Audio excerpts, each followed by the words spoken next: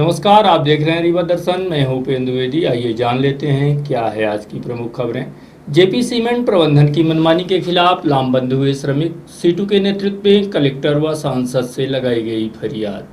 Unique advertising संचालक के खिलाफ एफआईआर दर्ज। अवैध होर्डिंग्स गिरने से बैंक प्रबंधक की हुई थी मौत। भाजपा के खिलाफ कांग्रेस ने मनाया काला दिवस। शिवराज सरकार के 100 दिन पूरे होने पर निकाला गया मौन जुलूस। और बस चालक व परिचालकों का शुरू हुआ अनिश्चितकालीन आमरण अनशन। इन खबरों को आगे हम विस्तार से देखते हैं।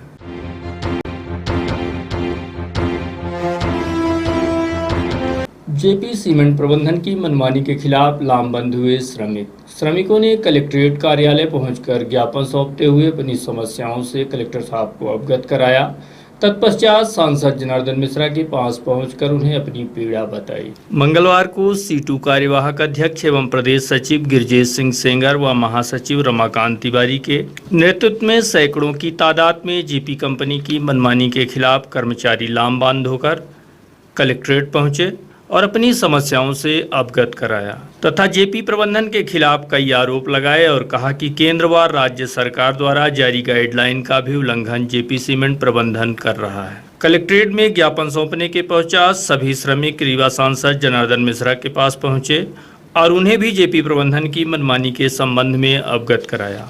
हम लोग आप सारे लोगों को पिछले एक महीने से विदित है कि यहाँ पर जो जेपी सीमेंट का कारखाना है और HEW हाईटेक का जो कारखाना है, उन कारखानों में कोविड-19 के बाद से जब लॉकडाउन ख़त्म हुआ तो ये सारे कारखाने का मजदूर ये उम्मीद कर रहा था कि जैसे ही सरकार आदेश करेगी कि लॉकडाउन समाप्त हुआ तो सबको काम पर रख लिया जाएगा।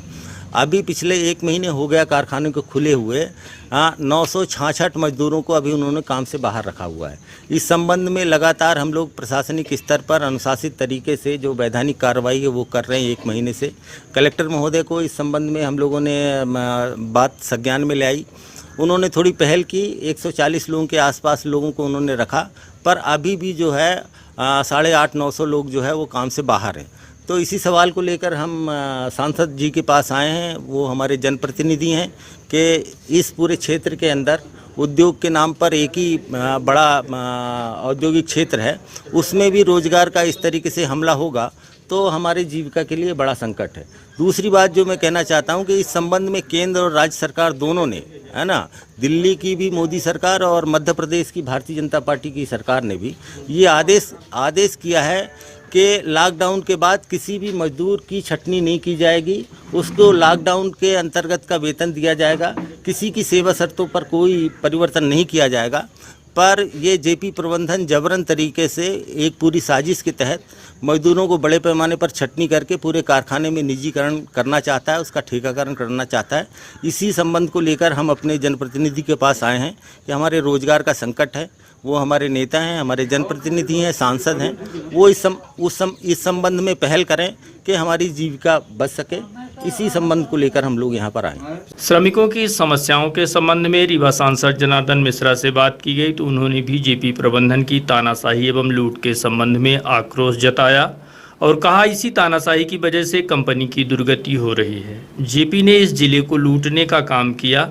ऐसी स्थिति में मैं इन मजदूरों की मांगों का समर्थन करता हूं और इनके साथ खड़ा। कोरोना की वजह से जो फैक्ट्री बंद हुई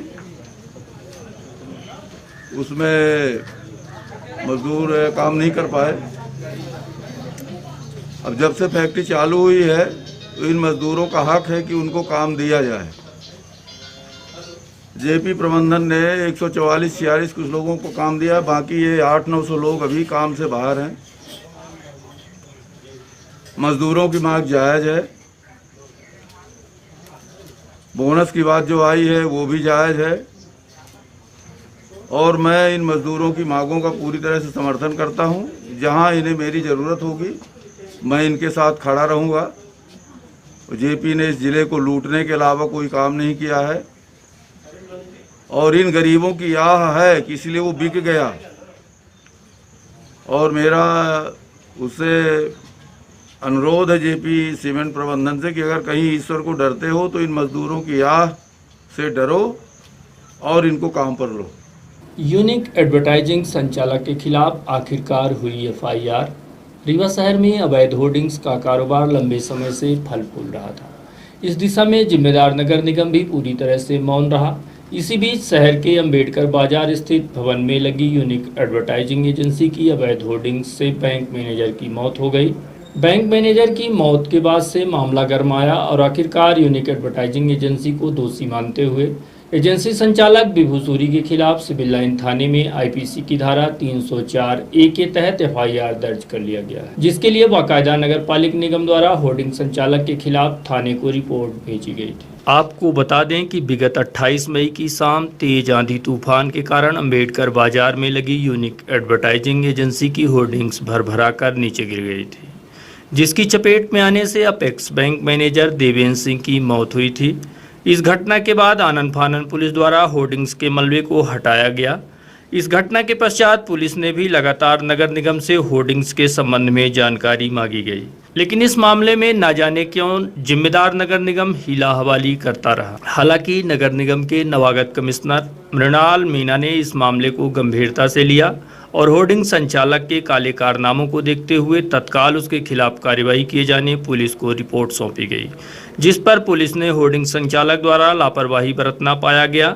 इतना ही नहीं, होर्डिंग्स भी अवैध पाए गए, जिसके बाद पुलिस थाना सिविल लाइन में होर्डिंग संचालक विभू सूरी के खिलाफ प्रकरण दर्ज कर लिया गया है। होर्डिंग संचालक विभू सूरी के खिलाफ की गई कार्यवाही के संबंध में नगर पुलिस अधीक्षक एस बघेल से बात की गई तो इन्होंने की गई कार्यवाही के संबंध में जानकारी दी है।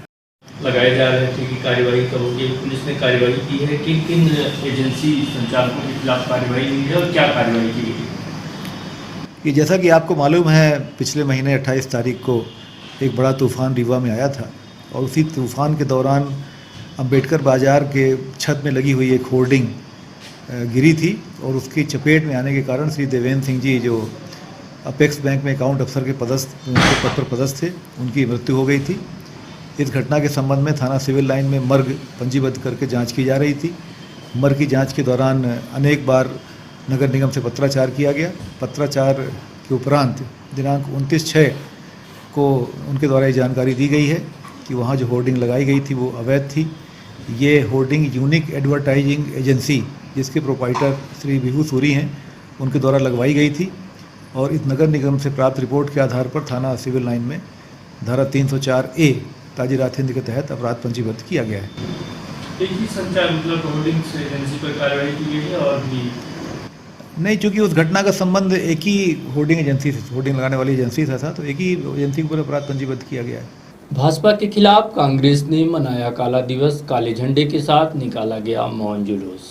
मंगलवार यानी कि 30 जून को जब भाजपा सरकार व मुख्यमंत्री शिवराज सिंह चौहान के 100 दिन पूरे हुए हैं, इसी बात को लेकर कांग्रेस प्रदेश अध्यक्ष व पूर्व मुख्यमंत्री कमलनाथ के मार्गदर्शन में जिला ग्रामीण व शहर इकाई द्वारा भाजपा सरकार के अधूरे मंत्रिमंडल समेत अन्य बातों को लेकर जिला मुख्यालय से लेकर तहसील मुख्यालय तक विरोध प्रदर्शन एवं काला दिवस मनाया गया। मंगलवार को शहर व ग्रामीण कांग्रेस कमेटी द्वारा बैजू धर्मशाला से कांग्रेस पार्टी के नेताओं ने विरोध प्रदर्शन करते हुए काला दिवस के रूप में शिवराज सरकार के 100 दिन को मनाया। इस दौरान कांग्रेसियों ने जहां काली पट्टी बांधी, वहीं काला झंडा लेकर जुलूस भी निकाला गया। इस दौरान राज्यसभा सांसद राजमणि पटेल, जिला एवं ग्रामीण अध्यक्ष त्रियोगी नारायण शुक्ल भगत, शहर अध्यक्ष गुरमीत सिंह मंगू सहित अन्य कांग्रेसी नेताओं ने मौन जुलूस निकालकर प्रकाश चौक, शिल्पी प्लाजा होते हुए मानस भवन पहुंचे। इस दौरान मीडिया से चर्चा करते हुए भाजपा सरकार पर कई गंभीर आरोप लगाए गए। कमेटी के निर्देशानुसार हमारे जिला कांग्रेस कमेटी, शहर कांग्रेस कमेटी और सभी फ्रंटल ऑर्गेनाइजेशन के द्वारा काला दिवस मनाया गया है। भारतीय जनता पार्टी, चाहे वो प्रदेश की हो चाहे देश की भारतीय जनता पार्टी हो, उस विचारधारा की पार्टी है जिस विचारधारा ने आज़ादी की लड़ाई में आज़ादी का विरोध किया था। उस विचारधारा की सरकार है जिस विचारधारा ने मुस्लिम लीग के साथ मिलकर के आरएसएस और विश्व हिंदू जैसे संगठन ने देश में आज़ादी के आंदोलन का विरोध किया था। उस विचारधारा की सरकार है। ये सरकार चाहती है, ये जो चाहती नहीं थी कि इस देश में प्रजातंत्र आए, ये देश आज़ाद हो। आज वो चाहते कि किस तरह से जो हमारे संविधान ने, हमारे आज़ादी के दीवानों ने जिस तरह से हमारे देश के गरीब आवाम को हक और अधिकार दिया है, उनको स्वाभिमान और सम्मान से अवगत कराया है। भारतीय जनता पार्टी चाहती है कि किस तरह से इस देश में ऐसा माहौल पैदा किया जाए, ऐसी परिस्थितियां पैदा की जाएं कि गरीब अपना हक अधिकार भूल जाए, अपना स्वाभिमान और सम्मान भूल जाए और पूंजीपतियों के जय चंदों की सरकार बनी रहे इस देश और प्रदेश में। ये भारतीय जनता पार्टी चाहती है। उसका कांग्रेस पार्टी वो पार्टी है जिसने देश के लिए त्याग और बलिदान किया है, खून और पसीना दिया है। उस पार्टी का एक एक कार्यकर्ता मर मिटेगा, लेकिन भारतीय जनता पार्टी के मंसूबे को पूरा नहीं होने देगा। इसी संदेश के साथ ही काला दिवस मनाया जा रहा है और आदरणीय राहुल गांधी, सोनिया गांधी और कमलनाथ जी के नेतृत्व में निश्चित रूप से समाजवादी प्रजातांत्रिक मूल्यों की सरकार बनेगी। धन्यवाद। चोरों और धोखे की सरकार है। चोरी भी करते हैं, सीना जोरी भी करते हैं और प्रदेश की जनता के साथ धोखा किया है। चुनी हुई सरकार को खरीद के फरोख्त के जयचंदों के माध्यम से इस सरकार को, जो सरकार 100 रुपये बिजली का बिल दे रही थी, वृद्धा पेंशन में 600 रुपये दे रही थी, कन्या विवाह में 51,000 दे रही थी, उस गरीब की जनता की चुनी हुई सरकार को इन्होंने गिराया है। और उसी परिप्रेक्ष्य में आदरणीय कांग्रेस पार्टी के प्रदेश अध्यक्ष के नेतृत्व में आदेश पे हम सब लोगों ने काला दिवस मना के मौन जुलूस निकाला। कांग्रेस पार्टी के आह्वान पर पूरे मध्य प्रदेश के अंदर काला दिवस मनाया गया। काला दिवस इसलिए मनाया गया कि 100 दिन हो गए भारतीय जनता पार्टी को। कांग्रेस की चुनी हुई सरकार जो जनता के द्वारा चुनी गई थी, तो लोकतंत्र का हत्या करते हुए केंद्र सरकार की, मोदी की सरकार की कहने पर मध्य प्रदेश की सरकार पैसे और ताकत के दम पे गिराई गई। इसके विरोध में आज हम लोग काला दिवस मना रहे हैं। लॉकडाउन लागू हुआ और बीजेपी सरकार ने चुनी हुई सरकार को गिराने के लिए उस लॉकडाउन और जनता की जान को खतरे में डालकर 2 रोज़ बढ़ाया और ख़रीद फरोख्त करके कांग्रेस के विधायकों को 35-40 करोड़ में खरीद कर चुनी हुई सरकार को गिराया। तो बीजेपी सरकार का चेहरा चरित्र अब जनता के सामने है और मैं आने वाले चुनाव में जनता से आह्वान करता हूं कि इस तरह के चाल चरित्र वाली पार्टी जो जनता की चुनी हुई सरकार को गिराकर और अपनी सरकार बनाई, उन्हें करारा जवाब दे।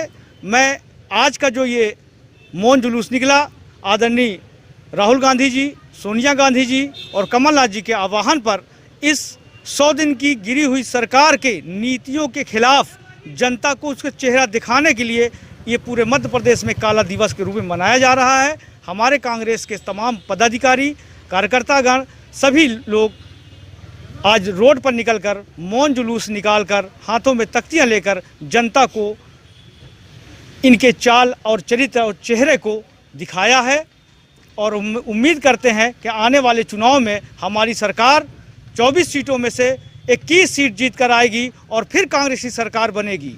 बस चालक परिचालक अनिश्चितकालीन आमरण अनशन पर। विगत कई महीनों से बसों का संचालन पूरी तरह से बंद होने की वजह से बस चालक परिचालकों के सामने परिवार चलाने का संकट खड़ा हो गया। अपनी फरियाद लगातार शासन प्रशासन के दर पर करने के बाद भी जब इनकी कोई सुनवाई नहीं हुई तो मजबूर होकर बस कर्मचारी आमरण अनशन पर बैठ गए हैं। अनशन पर बैठे कर्मचारियों का कहना है कि जब तक इनकी मांगें नहीं मानी जाएंगी तब तक धरना प्रदर्शन और भूख हड़ताल जारी रहेगी।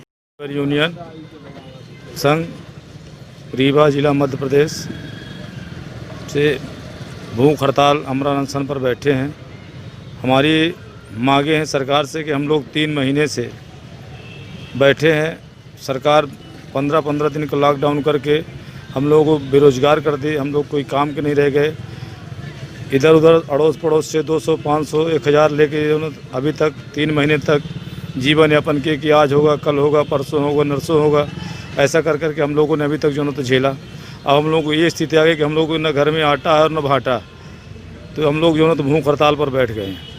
और श्रीमान जी से निवेदन करेंगे कि हम लोग जो ना 3 महीने की जो मदद है, भरपाई है हम लोगों को जीवन यापन की, वो करे सरकार। और तब तक हमारी हम लोगों की भरपाई नहीं होगी तब तक हम लोग जो ना अनशन पर बैठे रहेंगे। ये कुछ भी हो जाए।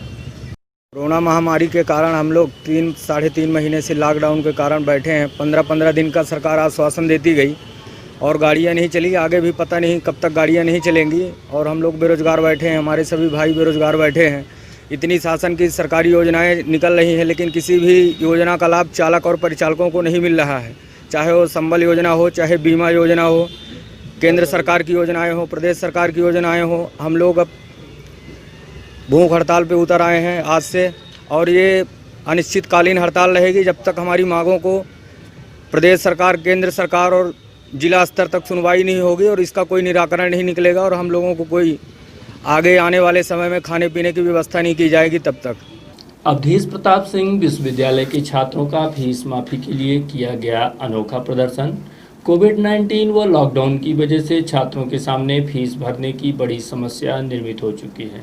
इसी संबंध में पूर्व में छात्रों द्वारा फीस माफी की मांग की गई थी, लेकिन इस संबंध में अभी तक कोई निर्णय नहीं लिया गया, जिसके विरोध में छात्रों ने फावड़ा और तगाड़ी लेकर विश्वविद्यालय कुलपति के समक्ष पहुंचे और मजदूरी की मांग की और कहा कि हमारे परिजनों के पास फीस देने के लिए पैसे नहीं हैं, इसलिए सभी छात्र मजदूरी करेंगे और फीस देंगे। जिंदाबाद जिंदाबाद जिंदाबाद जिंदाबाद जिंदाबाद हमारी मांगें पूरी हो, चाहे जो मजबूरी हो। हमारी मांगें पूरी हो, चाहे जो मजबूरी हो। हमारी मांगें पूरी हो, चाहे जो मजबूरी हो। हमारी मांगें पूरी हो, चाहे जो मजबूरी हो। जिंदाबाद। तो कोई प्रभाव नहीं पहुंचा वहाँ पर, कोई उसका प्रभाव वो सब देख रहे हैं। आप मुझे मजदूरी का काम दीजिए साहब, मजदूरी करेंगे आपकी फीस देने के लिए। बात करें उससे क्या मतलब, सब लोग पूरी यूनिवर्सिटी लगी है तो काम तो होगी। पूरी यूनिवर्सिटी लगी है मजदूरी देने के लिए, मजदूरी देने के लिए पूरी यूनिवर्सिटी लगी है, मुझे काम नहीं मिल रहा। मैं आपका फीस कहाँ से दूं साहब? 4 महीने से हमारे अभिभावकों को कोई काम नहीं मिला। इसी के अभिभावक को कोई काम मिला छात्र अगर छात्रों के अभिभावकों को काम नहीं मिला तो वो पैसा कहाँ से दे? हमारे पिताजी प्रोफेसर नहीं है साहब, आपको बता दें कि वो 1.5 लाख रुपए घर बैठे पाए। वर्कर हैं, छोटे से किसान हैं, छोटे से दुकानदार हैं, इस तरह से छोटा छोटा कारोबार है जो भी हम छात्रों को या हमारे अभिभावकों को या आमजन को किसी भी प्रकार का कोई राहत नहीं दे रही है साहब। आप बताइए हम फीस किस तरह से जमा कर सकते हैं? आपसे पूछना चाहूंगा कि हम फीस कहां से पाए तो जमा करें। नहीं है हमारे पास, काम नहीं है, पब्लिक काम नहीं दे रही है, बड़े उद्योगपति काम नहीं दे रहे हैं, तो अब आपके पास यह है कि आप काम दे दीजिए। इसके लिए भी हम छात्र तैयार हैं, इसके लिए भी हम सब तैयार हैं। कुलपति साहब को मैंने ज्ञापन दिया, एक दिन और आए थे कि अगर लगभग 4 महीने से लॉकडाउन है तो छात्रों के अभिभावकों के पास ना तो कोई काम है ना रोजगार है, और बिना काम और रोजगार के 4 महीने से आज लगभग प्रत्येक छात्रों के घर की आर्थिक स्थिति दयनीय है। अगर छात्रों के घर की आर्थिक स्थिति दयनीय है तो छात्र फीस देने में सक्षम है। और इसके बाद बीसी साहब के यहाँ ना तो एक दिन के सेमेस्टर कक्षाएँ चली, ना किसी भी महाविद्यालय में एक दिन के सेमेस्टर कक्षाएँ चली, तो आप सेमेस्टर फीस कहाँ से ले रहे हैं? कोई औचित्य ही नहीं होता। अगली बात, परीक्षा फीस ले रहे हैं, तो परीक्षा फीस के लिए मैंने बीसी साहब से बात किया कि ना तो आप परीक्षा करवा रहे हैं और ना ही आपके यहाँ कॉपी पेपर बने हैं, ना ही कॉपी पेपर उपयोग में ला रहे हैं, और ना ही आपके यहाँ कोई शिक्षक परीक्षा ड्यूटी में जा रहे हैं, तो आपका औचित्य ही कहाँ से उठता है फीस माफ़ी को लेकर? लेकिन बीसी साहब मानने के लिए तैयार नहीं है। हम लोगों ने आज फावड़ा और तगाड़ी लेके आ गए। एक दिन बीसी साहब को अल्टीमेटम देके गए थे, साहब अगर आप हमारी मांगों को नहीं मानते तो मैं फावड़ा और तगाड़ी लेके आऊँगा, आप मेरे को मजदूरी का काम दीजिए, मैं मजदूरी करके आपको फीस वसूल के दूँगा। बीसी साहब ने मांगों को नहीं माना, हम लोग फावड़ा और तगाड़ी लेके आ गए। साहब आप काम दीजिए, मैं काम करूँगा, काम करने के बाद फीस वसूल के दूँगा। बीसी साहब उस पर भी राजी नहीं हो रहे हैं। अगर अब बोले हैं बात सरकार तक डालूंगा, मैंने कहा सरकार तो आपके ही मंशानुसार है और आप सरकार के मंशानुसार हैं। जो आप सरकार को यहाँ से संदेश भेजेंगे वही सरकार मानेगी, और जो सरकार कहेगी वो आप मानोगे। सरकार तो चाहती ही है कि हमारा देश आर्थिक रूप से कमज़ोर रहे, यहाँ के छात्र जो है तो बिल्कुल निरक्षर रहे, मजदूरी करे, घूमे भटके। सरकार यही तो चाहती ही है, और सरकार के मंशानुसार आप काम कर रहे हैं। तो मेरे को नहीं बताइए कि सरकार से बात करके बात करेंगे। आपके पास भी कुछ पावर है, आपके पास भी कुछ अधिकार है, आप विश्वविद्यालय स्तर पर भी कुछ कर सकते हैं। सरकार से तो हम लड़ लेंगे, सरकार से लड़ने के लिए हम तैयार हैं। हम छात्र, हम युवा इस बार सरकार को ऐसा सबक सिखाएंगे कि सरकार अपनी नीतियों को भूल जाएगी और सरकार अपनी सही दिशा पे आ जाएगी। आप लोगों ने ज्ञापन दिया, क्या आश्वासन? बीसी साहब ने कहा चलिए देखते हैं, बैठक करते हैं, आप कुछ अंदर आइए, मीटिंग करते हैं, कुछ प्रतिनिधियों को बुलाते हैं, कुछ भी सर ऊपर मंत्रालय में भेजते हैं। मैंने कहा ठीक है, 5 दिन का टाइम दिया, अगर 5 दिन बाद नहीं आते तो फिर से विश्वविद्यालय को बंद करूंगा, घेराव करूंगा, और जब तक फीस माफ नहीं करते हैं तब तक इस लड़ाई की लड़ता रहूंगा। चैतन्य कुमार मिश्रा, प्रदेश सचिव NSCI मध्य प्रदेश। इस संबंध में विश्वविद्यालय कुलपति प्रोफेसर पीयूष रंजन अग्रवाल से भी बात की गई, तो सुनिए इन्होंने क्या कहा। एक ज्ञापन उनका जो परीक्षाओं के रिजल्ट्स में जहां उनको पुनर्मूल्यांकन की बात करी है, उस पर हम लोग शीघ्र कार्रवाई कर रहे हैं। दूसरा शुल्क के संबंध में है, तो शुल्क के संबंध में तो राज्यव्यापी एक नीति होती है सभी विश्वविद्यालयों के बीच में, कोई ऐसा निर्णय भी हमारे पास है नहीं। गुड़ में भी कांग्रेस पार्टी द्वारा मनाया गया काला दिवस। भाजपा सरकार के 100 दिन पूरे होने को लेकर कांग्रेस पार्टी द्वारा काला दिवस के रूप में मनाया गया। इस मौके पर बड़ी संख्या में कांग्रेसियों ने गुड़ नगर में जुलूस निकालकर विरोध जताया है। काला दिवस मनाने भारी संख्या में जिला मुख्यालय के साथ साथ तहसील मुख्यालय में भी कांग्रेसी एकत्रित हुए और भाजपा सरकार के विरोध में जुलूस निकाला गया है। इस अवसर पर प्रमुख रूप से ब्लॉक कांग्रेस कमेटी रायपुर करचुलियान अध्यक्ष महेंद्र उपाध्याय के अलावा जिला कांग्रेस कमेटी ग्रामीण अध्यक्ष राकेश तिवारी, अर्चना त्रिपाठी, प्रदीप त्रिपाठी, मोहम्मद नासिर, दिनेश नारायण पिड़िया, इस्ताक खान, त्रिनेत्र उपाध्याय समेत भारी संख्या में कांग्रेसी नेता उपस्थित रहे। शासकीय उचित मूल्य की दुकान का अपर कलेक्टर रीला तिवारी ने किया औचक निरीक्षण। शासकीय उचित मूल्यों की दुकानों को लेकर लगातार आ रही शिकायतों के बाद Rewa collector doctor Ilaiyaraaja T के निर्देशन पर अपर कलेक्टर रीला तिवारी ने रीवा में संचालित शासकीय दुकानों का औचक निरीक्षण करते हुए जरूरतमंदों को खाद्यान्न उपलब्ध कराने की दिशा में आवश्यक दिशा निर्देश जारी किया है। कलेक्टर के निर्देशन के पश्चात अपर कलेक्टर रीला तिवारी रीवा नगर के वार्ड क्रमांक 35 घोघर समेत कई अन्य दुकानों का औचक निरीक्षण करते हुए शासकीय दुकानों में कार्यरत सेल्समैनों को आवश्यक दिशा निर्देश जारी किया है। कलेक्टर साहब के निर्देशानुसार सभी शासकीय उचित मूल्य की दुकानों का निरीक्षण किया जा रहा है ताकि सभी पात्र हितग्राहियों को समय पर खाद्यान्न आवंटित हो सके, उनको प्राप्त हो सके। सरहंगों ने बंद कर दिया आम रास्ता, फरियाद लेकर पीड़ित परिवार पहुंचा कलेक्ट्रेट कार्यालय। दरअसल यह मामला है शाहपुर थाना क्षेत्र के ग्राम माजन का, जहां बरसों से रह रहे लोगों का रास्ता गांव के सरहंगों द्वारा बंद कर दिया गया। वहीं अवैध तरीके से जमीन को हड़प कर उसमें कब्जा कर लिया गया है। इतना ही नहीं, आम रास्ते को भी बंद कर दिया गया है, जिसकी वजह से वहां रह रहे दर्जन भर सेन परिवार के लोग परेशान हैं और भरी बरसात में इनके निकलने का मार्ग पूरी तरह से बंद हो चुका है, जिसकी फरियाद लेकर लोग कलेक्टर कार्यालय पहुंचे और अपनी पीड़ा सुनाई। फरियाद लेकर मंगलवार को रीवा पहुंचे लोगों ने अपनी पीड़ा रीवा कलेक्टर को सुनाई और न्याय की दरकार की। तत्पश्चात रीवा दर्शन को जानकारी देते हुए बताया कि गाँव के सरहंग राम खिलावन मिश्रा एवं इनके बच्चों द्वारा आम रास्ते में पक्का पिलर बनाकर मकान का निर्माण करा लिया गया है, जो कि शासकीय भूमि है। साथ ही आम रास्ते की भी जमीन है, जिसकी शिकायत लेकर आए लोगों ने बताया कि सरहंगों द्वारा विरोध करने पर मारपीट भी की गई है, जिसकी रिपोर्ट थाने में दर्ज कराई गई है। बावजूद इसके अभी तक कोई कार्यवाही नहीं की गई। हमारा रास्ता पूरा पैक कर दिए हैं। 1 एकड़ 56 डिसमिल मध्य प्रदेश शासन की ज़मीन है, जिसमें 7-8 लोग पंडित जी लोग हैं और 3 घर नाई हैं, जिसमें ये लोग 80% काबिज हैं, 20% में हम नाई लोग हैं। और आम रास्ता है जिसमें हम पुश्तैनी रूप से हमारे पूर्वज लोग निकलते चले आए जिस रास्ते से, उस रास्ते में वो पंडित जी लोग पूरी तरह से रास्ता ब्लॉक कर दिए हैं, पूरी तरह से बंद है। आज 1 हफ्ते हो गया, हम बहुत परेशान हैं अपने बच्चों को लेके, हम कहाँ जाएं, क्या करें। आज हमने कलेक्टर साहब को जन सुनवाई में आवेदन किया है और हम SDM, तहसीलदार, नायब तहसीलदार, पटवारी, SDOP, SP इन सब के पास गुहार लगा चुके हैं। हमारा कोई आज तक सुनवाई नहीं हुई है और हम लोग बहुत परेशान हैं। अब क्या करें, हमको कुछ समझ में आ नहीं रहा है। हम मानसिक रूप से बहुत परेशान हैं ये लोग जो है तो अपने जनधन के दम पर मर्डर कर देंगे तेरा।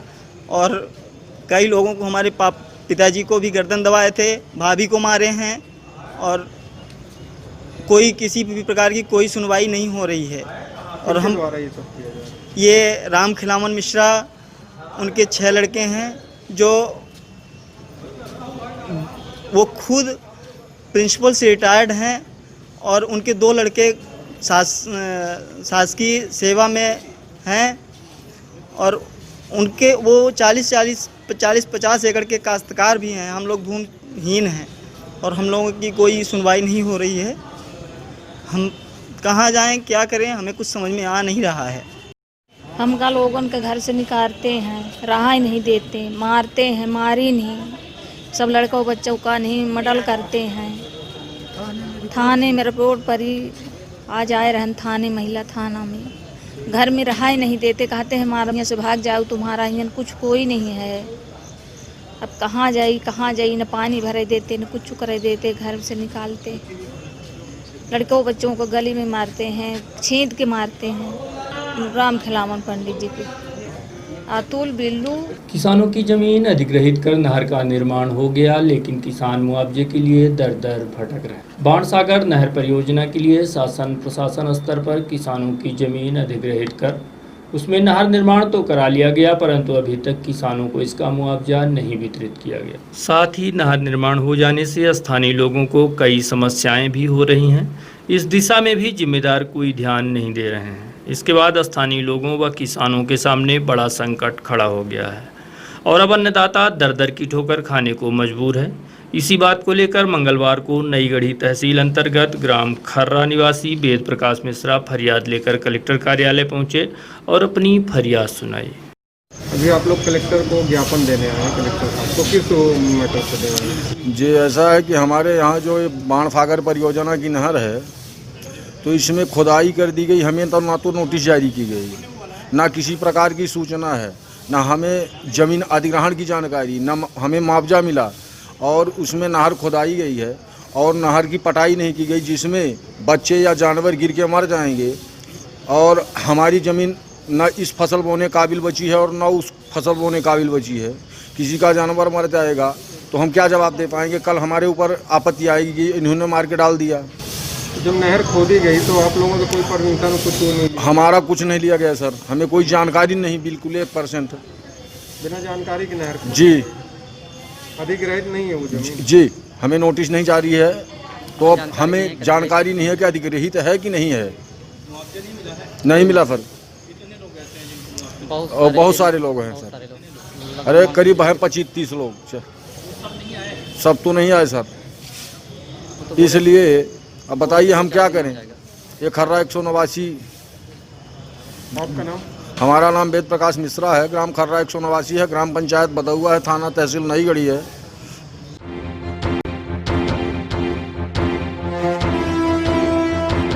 और अब चलने से पहले आज की प्रमुख खबरें एक बार फिर। जेपी सीमेंट प्रबंधन की मनमानी के खिलाफ लामबंद हुए श्रमिक। सीटू के नेतृत्व में कलेक्टर व सांसद से लगाई गई फरियाद।